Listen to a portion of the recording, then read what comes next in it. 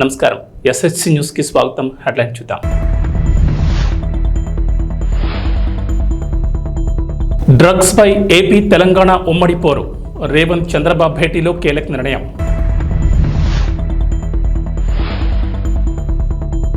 విద్యార్థులకు ఏపీ ప్రభుత్వం శుభవార్త. పాఠశాల విద్యార్థులకు కాస్మెటిక్ వస్తువులను నేరుగా ఇవ్వాలని ప్రాథమికంగా నిర్ణయం.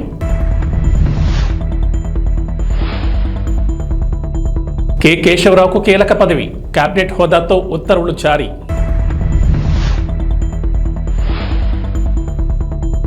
వారాహి అమ్మవారి దీక్ష పూర్తి. మరో దీక్షలోకి పవన్ కళ్యాణ్.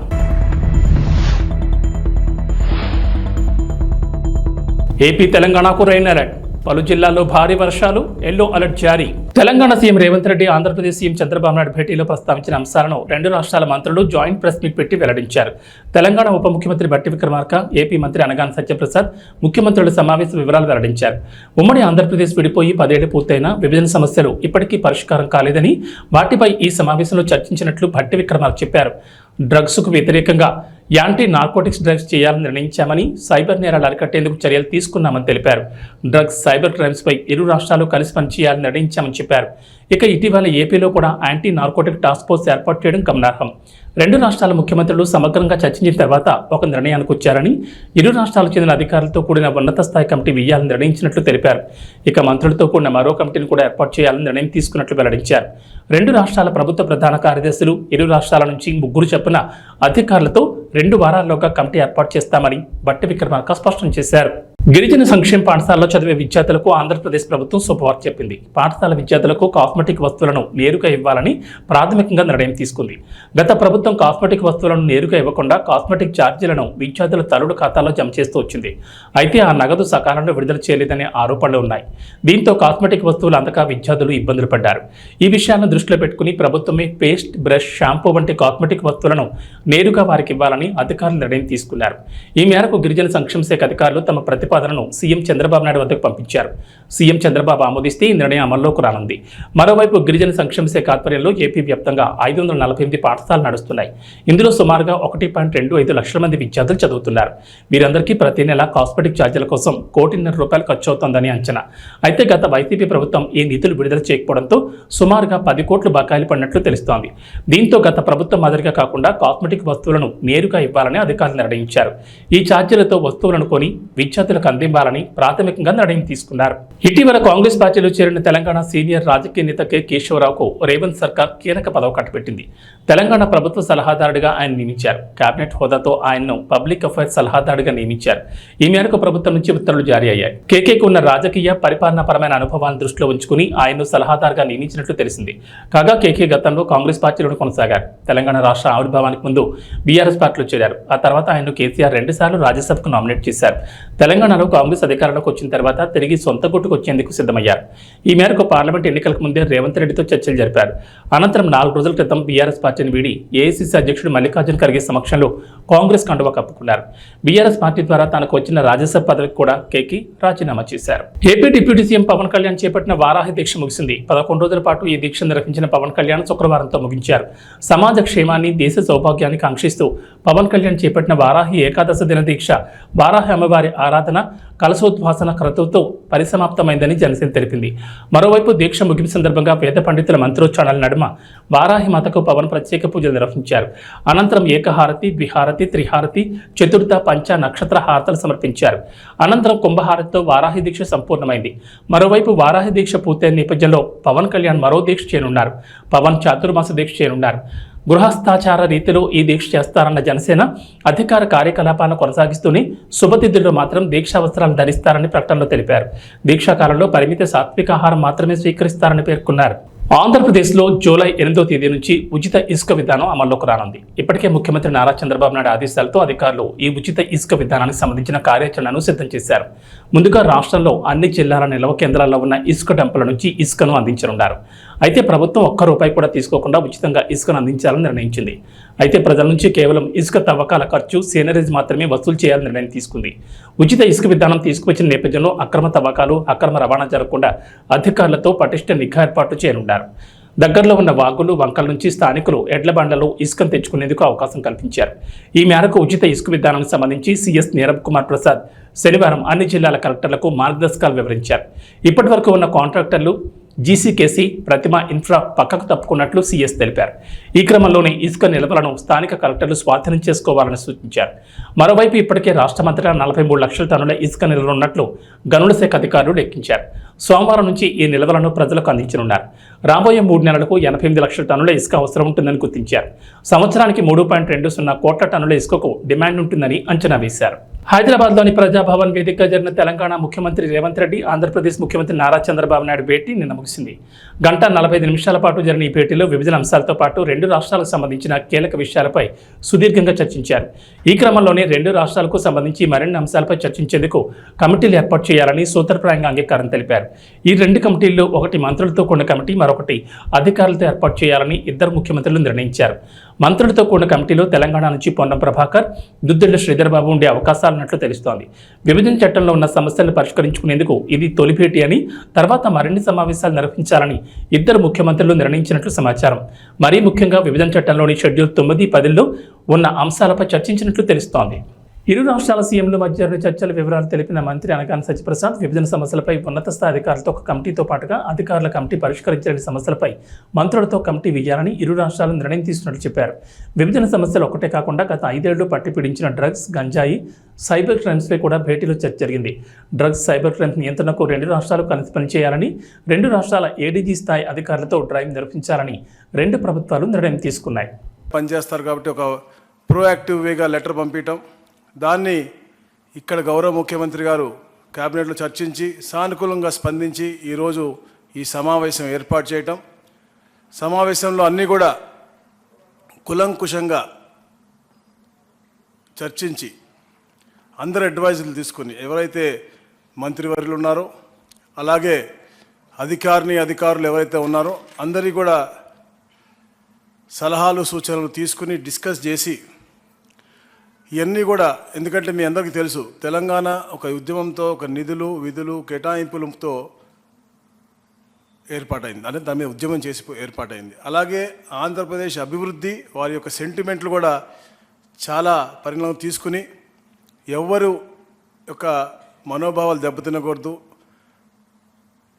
అందరి యొక్క భావోద్వేగాలన్నీ కూడా పరిణామం తీసుకుని మనం ఇవన్నీ కూడా ఫుల్ఫిల్ చేసుకోవాలని చెప్పేసి ఒక లక్ష్యంతో ఏదైతే రీఆర్గనైజేషన్ యాక్ట్లో ఉన్న ప్రతి ఒక్క అంశం కూడా పూర్తిగా చర్చలతోనే అది సానుకూలంగా సత్వరంగా పరిష్కరించాలనే లక్ష్యంతోనే ఈ యొక్క ఆఫీసర్స్ కమిటీ ఏర్పాటు చేయడం కానీ, దాని తర్వాత మినిస్టర్స్ కమిటీ ఏర్పాటు చేయడం కానీ, తర్వాత ముఖ్యమంత్రులు కూడా అన్ని విషయాలు కూడా నాట్ ఓన్లీ రీఆర్గనైజేషన్ యాక్ట్, అది కాకుండా కూడా రాబోయే రోజుల్లో కూడా మంచి వాతావరణం క్రియేట్ చేసే విధంగా ముఖ్యమంత్రులు కూడా ఫ్రీక్వెంట్గా కలుద్దాం అని చెప్పి ఒక ఆలోచన ముందు రావటం నిజంగా చాలా ఆనందదాయకం.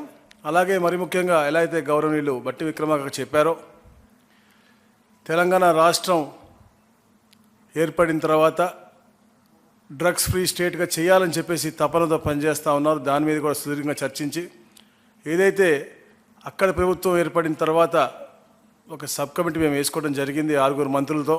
ఎందుకంటే అక్కడ మా దగ్గర కూడా స్కూల్ బ్యాగుల్లో, అంటే 8th క్లాస్ చదువుకునే స్కూల్ బ్యాగుల్లో కూడా మనకి గంజాయి దొరికే పరిస్థితి మాకు అక్కడ రాష్ట్రంలో ఉంది. కాబట్టి ఎడ్యుకేషన్ మినిస్టర్ కానీ, గౌరవ హోమ్ మినిస్టర్ కానీ, అలాగే ట్రైబల్ వెల్ఫేర్ మినిస్టర్ కానీ, ట్రాన్స్పోర్ట్ మినిస్టర్ అందరూ కూడా వేసుకుని మేము సబ్ కమిటీ ఏర్పాటు చేయడం, వారి మీటింగ్ కూడా జరగడం జరిగింది. సో అక్కడ ఉన్నటువంటి ఈ యొక్క డ్రగ్ కల్చర్ని ఇక్కడ ఉన్నటువంటి డ్రగ్ కల్చర్కి లింక్ ఉంది. ఎందుకంటే అక్కడ ఉత్పత్తి అయ్యి ఇక్కడికి ఎక్కువగా వస్తుందని చెప్పేసి ఇక్కడ ముఖ్యమంత్రి గారు చాలా కన్సర్న్గా ఉన్నారు. కాబట్టి ఒక జాయింట్గా ఒక ఇద్దరు అధికారులు అడిషనల్ డీజీపీ. పత్తికొండలో శాంతినికేతన్ ట్యుటోరియల్లో డాక్టర్ శ్యాంప్రసాద్ ముఖర్జీ జయంతిని బీజేపీ పత్తికొండ మండల అధ్యక్షులు కొత్తపల్లి శంకరేచార్ ఆధ్వర్యంలో ఘనంగా నిర్వహించారు. ఈ సందర్భంగా BJP Kisan Morcha assembly incharge CC Ranganna, legal cell convener Bhaskar మాట్లాడుతూ శ్యాంప్రసాద్ ముఖర్జీ జూలై 6వ తేదీన కలకత్తాలో జన్మించారని, ఈయన కాషాయ బాహుబలని, జాతీయవాద నేతలలో ముఖ్యుడని మరియు 1921లో ఆంగ్లంలో పట్టాపుచ్చుకున్నారని, 1951లో జనసంఘ్ పార్టీ ఏర్పాటు చేశారని, అప్పట్లోని 3 లోక్సభ స్థానాలు గెలిచారని, ఒక లోక్సభ స్థానం నుంచి ఆయన గెలిచారని అన్నారు. కలకత్తా విశ్వవిద్యాలయానికి ఉపకులపతిగా, బెంగాల్ ఆర్థిక మంత్రిగా, భారతదేశానికి నెహ్రూ గవర్నమెంట్లో పరిశ్రమల మంత్రిగా దేశానికి ఎంతో సేవ చేశారన్నారు. గౌరవ సంపద రామప్రకాష్ ముఖర్జీ గారు మన భారతదేశంలో చాలా ముఖ్యమైన వ్యక్తి. కాశ్మీర్ని పోయినసారి వాళ్ళు కాంగ్రెస్ పార్టీ వాళ్ళు రెండుగా చీల్చారు. అది వద్దని భారతదేశంలో విలీనం కావాలని కోరని చాలా ముఖ్యమైన వ్యక్తి. మా పార్టీలో చాలా కీలకమైన వ్యక్తి, ఘనుడు. అతనికి మా పార్టీ తరఫున మా పెద్దల తరఫున నివాళులు అర్పించుకుంటాం. ముఖర్జీ గారు ఈ యొక్క జయంతి సందర్భంగా ఈ యొక్క బీజేపీ నాయకులందరూ కలిసి ఆయనకు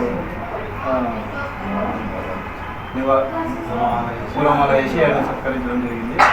అందులో భాగంగా ఈయన 370 ఆర్టికల్ని అప్పట్లోనే కాంగ్రెస్ గవర్నమెంట్ అది విభజించడానికి ఆర్టికల్ని ఏర్పాటు చేసినప్పుడే ఈయన ఖండించి దానికోసం పోరాడి ఆయన ఆ యొక్క పోరాటంలోనే ఆయన అశువులు బాసినాడు. ఆయన అందులో వెస్ట్ బెంగాల్ మంత్రిగా కేంద్ర ఆర్థిక మంత్రిగా కాబట్టి ఆయనకు ఘననివ్వాలి.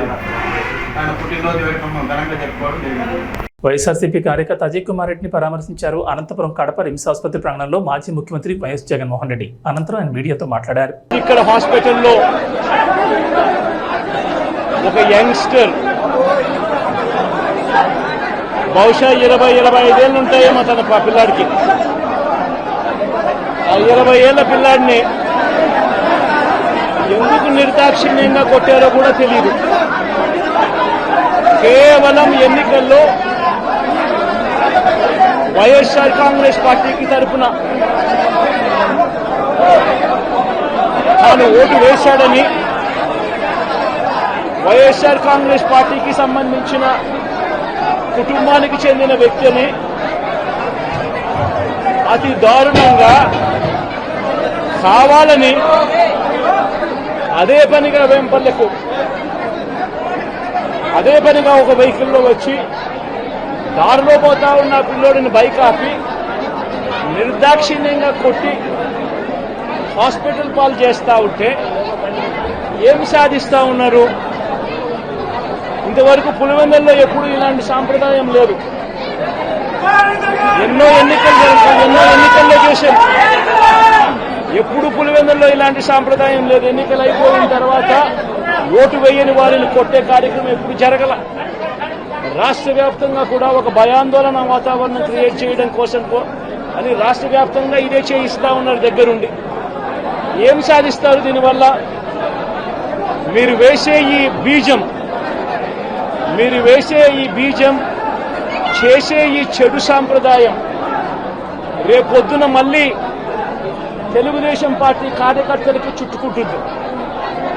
చంద్రబాబు నాయుడు అనుకుంటా ఉన్నాడు తానేదో ఈ మాదిరిగా చేసి భయాందోళన క్రియేట్ చేసి వైఎస్ఆర్ కాంగ్రెస్ పార్టీకి ఓటు వేసిన వాళ్ళని కొట్టడం వల్ల ఒక తెలియని ఆనందం తనలో ఏదో పొందాలని చెప్పి అనుకుంటా ఉన్నాడు. రాష్ట్ర వ్యాప్తంగా ఒక భయాన్ని క్రియేట్ చేయాలని ప్రయత్నం చేస్తా ఉన్నాడు. కానీ నేను చంద్రబాబు నాయుడు గారికి మరొక్కసారి కూడా చెప్తా ఉన్నా, ఒక చెడు సాంప్రదాయానికి నాంది పలుకుతా ఉన్నారు. దయచేసి ఆపండి. ఆపకపోతే మాత్రం ఎల్లకాలం మీరే అధికారంలో ఉండరు. అధికారం మారిన రోజున ప్రజలు చంద్రబాబు నాయుడు గారు చేస్తా ఉన్న ఈ అన్యాయాలను చూసి శిశుపాలని పాపాలు పండినట్టుగా ఆ పాపాలు చాలా వేగంగా పండుతా ఉన్నాయి. అధికారం మారిన రోజున తాను చేస్తా ఉన్న ఈ చెడు సాంప్రదాయం తనకే చుట్టుకుంటుంది. ఈరోజు దెబ్బలు తగిలినా దెబ్బలు తిన్నా ప్రతి ఒక్కరూ కూడా రేపొద్దున ఇదే మళ్ళీ అటువైపున చేసేదానికి మీరంతటి మీరే బీజం వేస్తా ఉన్నారు. ఇది సరైన పద్ధతి కాదు. నాయకులుగా ఉన్న మనలాంటి వాళ్ళం ఇలాంటివి ప్రోత్సహించాల్సిన పని ఎప్పుడు రాకూడదు, జరగకూడదు. దయచేసి చంద్రబాబు నాయుడు గారికి ఇప్పటికైనా చెప్తా ఉన్నా, చంద్రబాబు నాయుడు గారిని హెచ్చరిస్తా ఉన్నాను, మరొక్కసారి మళ్ళీ హెచ్చరిస్తా ఉన్నాను. ఇది కరెక్ట్ సాంప్రదాయం కాదు, దయచేసి దీన్ని ఆపమని చెప్పి. నిజంగానే మీరు కూడా వెళ్ళి ఒకసారి చూడండి. ఒకసారి ఏం పాపం చేశాడు నా పిల్లల్ని, ఎందుకు కొట్టారు, ఏం పాపం చేశాడని కొట్టారు. ఒకసారి హాస్పిటల్లో కూడా ఒకసారి చూడండి. ఒకసారి 90 మంది పిల్లలు ఇక్కడ జాయిన్ అయ్యారు. మధ్యాహ్న భోజనం పథకం సరిగ్గా జరక్క మధ్యాహ్న భోజన పథకం సరిగ్గా జరగడం లేదు. పిల్లలకు కనీసం బ్యాగుల సప్లై కూడా సరిగ్గా జరగడం లేదు. ఇచ్చేటోడు ఎవడు ఇవ్వడం లేదు సరిగ్గా ఏది వ్యవస్థ అనేది ఏది సరిగ్గా జరగడం లేదు. వ్యవస్థను గాడిలో పెట్టండి.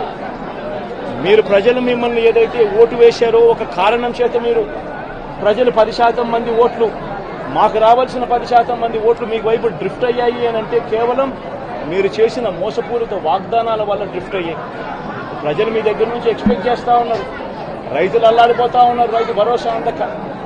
పిల్లలు అల్లాడిపోతా ఉన్నారు, పిల్లలు బడులు స్టార్ట్ అయ్యాయి, కానీ తల్లులకు అమ్మఒడి కార్యక్రమం ద్వారా వస్తా ఉన్నది రావడం లేదు.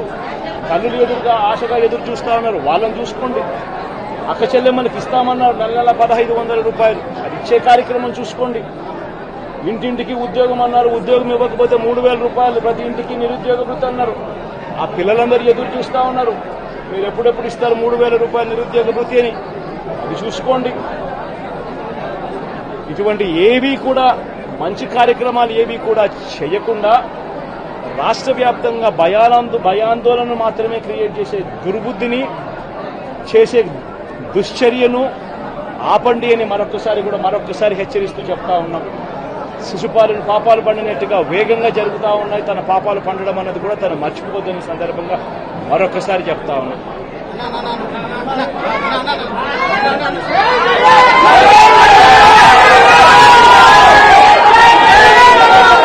మహేంద్ర సింగ్ ధోని ప్రపంచ క్రికెట్లో తనకంటూ ప్రత్యేక గుర్తింపు తెచ్చుకున్న వ్యక్తి. భారత క్రికెట్లో తనదైన ముద్ర వేసిన లెజెండ్. టీమిండియా క్రికెట్ గురించి చెప్పాలంటే ధోనికి ముందు, ధోనికి తర్వాత అంతలా భారత క్రికెట్పై అతను ప్రభావం చూపించాడు. అతడి రాక దేశంలో క్రికెట్కు కొత్త వెలుగును తీసుకొచ్చింది. టీమిండియాను ప్రపంచ క్రికెట్లో మేటి జట్టుగా నిలిపిన కెప్టెన్ ధోని యువ ఆటగాళ్లతోనూ మైదానంలో అద్భుతాలు సృష్టించడం అతని నైజం. సాధారణ బౌలర్లతో కూడా అసాధారణ ప్రదర్శన రాబట్టడం అతనికి అలవాటు. వాస్తవానికి ధోని గురించి మాట్లాడుకోవాలంటే ఎంతైనా మాట్లాడుకోవచ్చు, ఎంతైనా చెప్పుకోవచ్చు. మహేంద్ర సింగ్ ధోని 43వ పుట్టినరోజు సందర్భంగా పుట్టినరోజు శుభాకాంక్షలు. మెగా ఫ్యాన్స్ ఏ సినిమాకి లేనంతగా గేమ్ చేంజర్ కోసం ఎదురు చూస్తూనే ఉన్నారు. 2021 ఫిబ్రవరిలో అధికారికంగా మొదలైన ఈ సినిమా దాదాపు 3 ఏళ్లకు పైగా షూటింగ్ దశలోనే ఉంది. కానీ ఇప్పటి వరకు ఒక్క టీజర్ కానీ గ్లింప్స్ కానీ రిలీజ్ చేయలేదు. Ram Charan first look poster, జరగండి జరగండి సాంగ్ తప్ప మూవీ టీం నుంచి ఇంకేం రాలేదు. అయినా కూడా గేమ్ చేంజర్ కోసం మెగా అభిమానులు ఆశగానే ఎదురు చూస్తూనే ఉన్నారు. ఖచ్చితంగా ఈ ఏడాది అయితే సినిమా రిలీజ్ అవుతుందని అనుకుంటున్న మెగా ఫ్యాన్స్కి డైరెక్టర్ శంకర్ ఇటీవల షాక్ ఇచ్చిన సంగతి తెలిసిందే. ఇంకా కొంత భాగం షూటింగ్ బ్యాలెన్స్ ఉందని, మరో 6 నెలల్లోపు రిలీజ్ చేసేందుకు ట్రై చేస్తామంటూ చెప్పుకొచ్చారు. అప్పటి నుంచి అభిమానులు గేమ్ చేంజర్ ఈ ఏడాది రావడం కష్టమని డిసైడ్ అయిపోయారు. ఇలాంటి సమయంలో మూవీ గురించి ఓ గుడ్ న్యూస్ వచ్చింది. ఇక వాతావరణ విషయానికి వస్తే తెలంగాణలో వర్షాలపై హైదరాబాద్ వాతావరణ కేంద్రం అధికారులు అలర్ట్ ఇచ్చారు. నేడు రేపు రాష్ట్రంలో విస్తారంగా వర్షాలు కురుస్తాయని చెప్పారు. నైరుతి రుతుపవనాల ప్రభావంతో రాష్ట్రంలో విస్తారంగా వర్షాలు కురుస్తాయని వెల్లడించారు. పలు జిల్లాల్లో భారీ వర్షాలకు ఛాన్స్ ఉందన్నారు. ఇవాళ వికారాబాద్, సంగారెడ్డి, మెదక్, కామారెడ్డి, వనపర్తి, నిజామాబాద్, జగిత్యాల, సిరిసిల్ల, సిద్దిపేట, గద్వాల్, నారాయణపేట జిల్లాల్లో భారీ వర్షాలకు ఛాన్స్ ఉందన్నారు. ఈ మేరకు ఆయా జిల్లాలకు హైదరాబాద్ వాతావరణ కేంద్ర అధికారులు ఎల్లో అలర్ట్ జారీ చేశారు.